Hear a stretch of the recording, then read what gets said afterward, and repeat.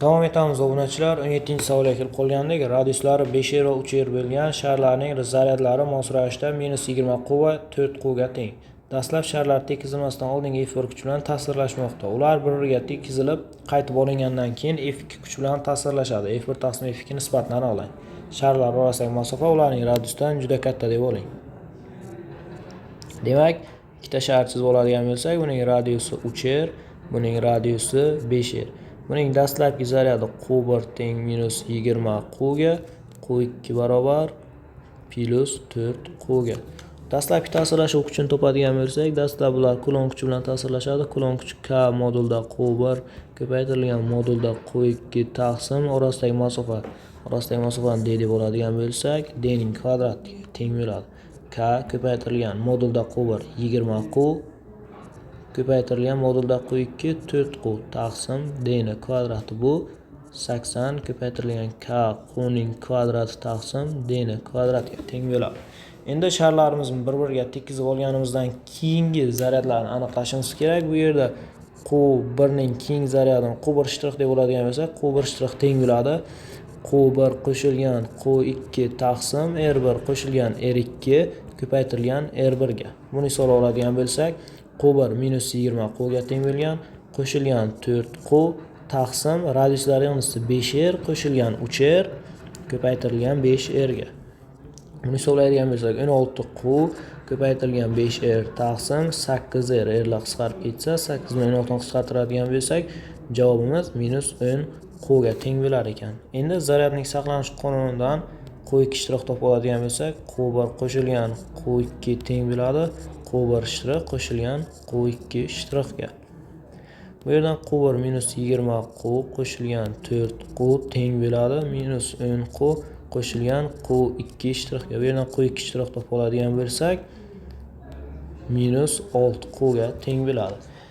Endi sharlarning ikkinchi holatdagi ta'sirlashuv kuchi F2 barobar bo'ladi K modulda q1 shtrix ko'paytirilgan modulda q2 shtrix taqsim d ning kvadratiga K ko'paytirilgan modulda q1 10 q ko'paytirilgan modulda q2 6 q taqsim d ning kvadrati. Bu teng bo'ladi 80 k q kvadrat taqsim d ning kvadratiga. Bu yerdan F1 taqsim F2 nisbatini aniqlaydigan bo'lsak, 80 taqsim 60 qoladi. Ya'ni javob 4 taqsim 3 B javob bo'lar ekan. 18-savol. Quyidagi cheksiz kondensatorlar sistemasi tasvirlangan sistemaning to'la sig'imini aniqlang. Demak, bu yerda zanjirimiz cheksiz davom etib ketgan. Buning juda oddiy, sodda usuli bor. Bunday olib qaraydigan bo'lsak, cheksiz bo'lgani uchun mana shu qismining ham sig'imi sistemaning umumiy sig'imiga teng bo'ladi. Demak, zanjirni qaytib chizib oladigan bo'lsak, mana bu yerda dastlabki kondensator C. Endi mana bu zanjirimizning o'rniga umumiy sig'imi C umumiy bo'lgan bitta kondensator mana bunday joylashgan. Mana bu yerda yana bitta kondensator, buning sig'imi C.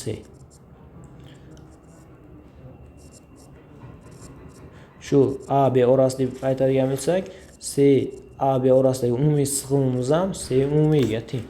A B orasidagi umumiy sig'imni topib oladigan bo'lsak, dastlab mana bu kondensator va mana bu kondensator parallellangan. Bularning umumiy sig'imini topib oladigan bo'lsak, buning umumiy sig'imi C qo'shilgan C umumiyga teng bo'ladi. Keyin C qo'shilgan C umumiy sig'imli kondensatorimiz bilan C ketma-ket ulangan. Demak, ketma-ket ulangan payt bir taqsimlik qo'shishdan foydalanamiz. Bir taqsim C qo'shilgan bir taqsim C qo'shilgan C umumiy barobar bir taqsim C umumiyga. Shu yerdan C umumiyni C orqali ifodalab olishimiz kerak bo'ladi.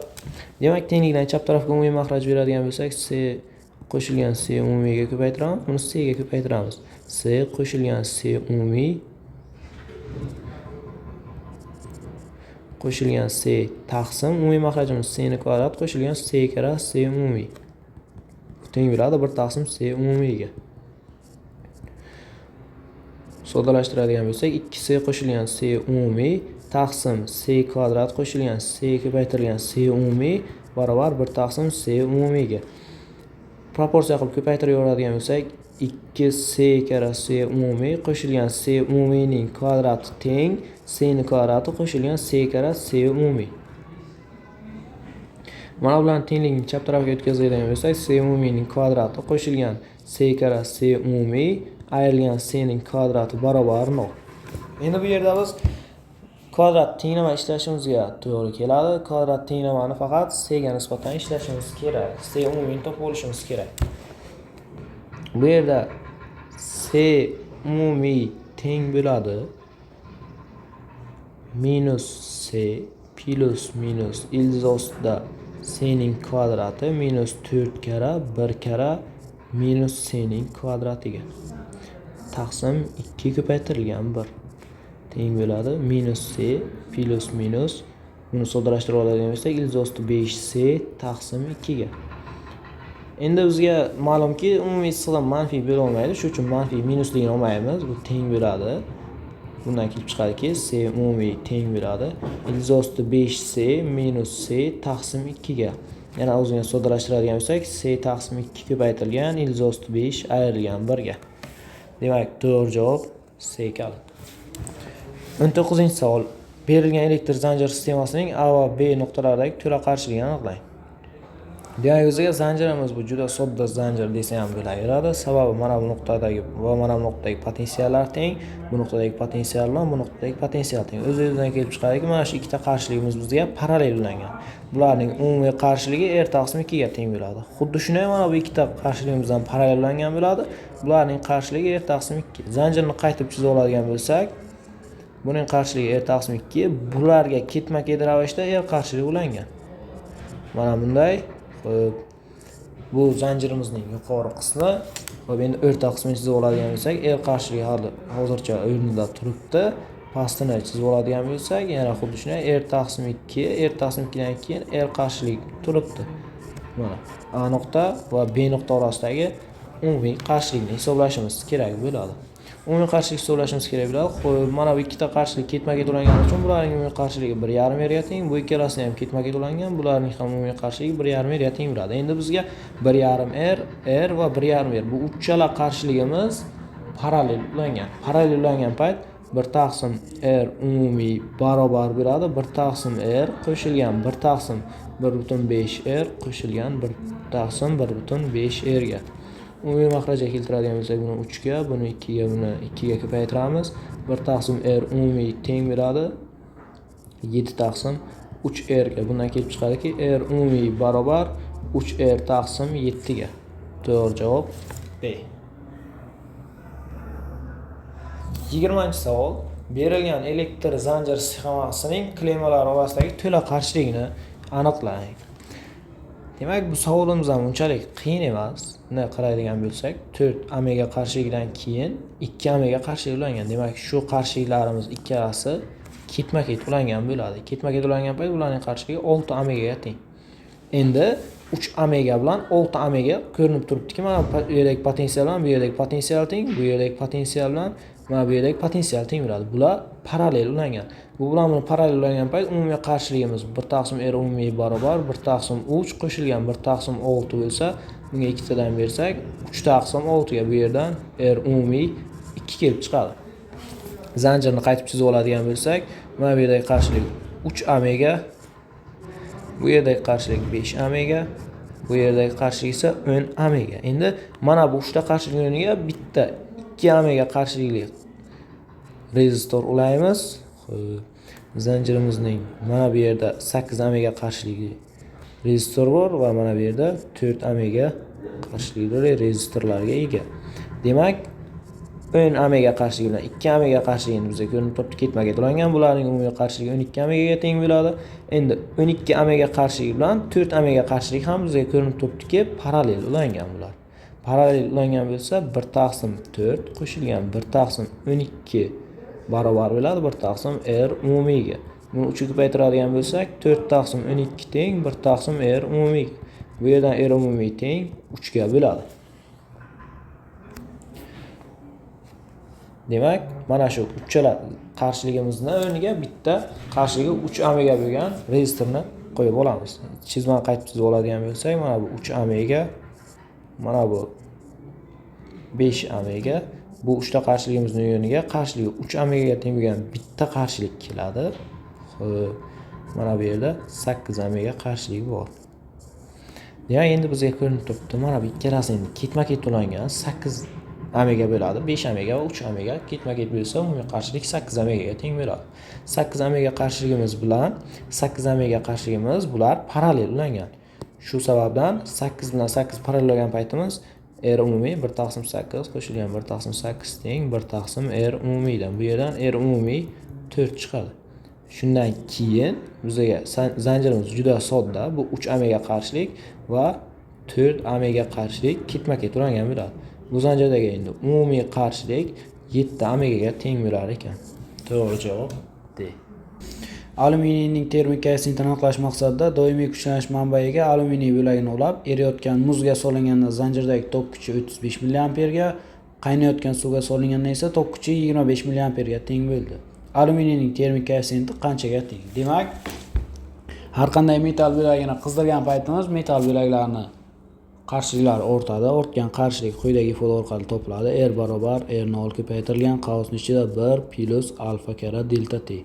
Bu yerda bizda R0 bu 0 gradusdagi qarshilik bo'lsa, delta T esa 0 gradusdan o'sha o'lchanadigan temperaturagacha bo'lgan temperaturalar farqi. Xo'p, endi birinchi holatda o'zgarmas kuchlanish manbaiga ulangan. Ya'ni o'zgarmas kuchlanish manbaiga ulangan bo'lsa, o'zgarmas tok qonunlaridan U barobar I ko'paytirilgan R formula bizga kerak bo'ladi.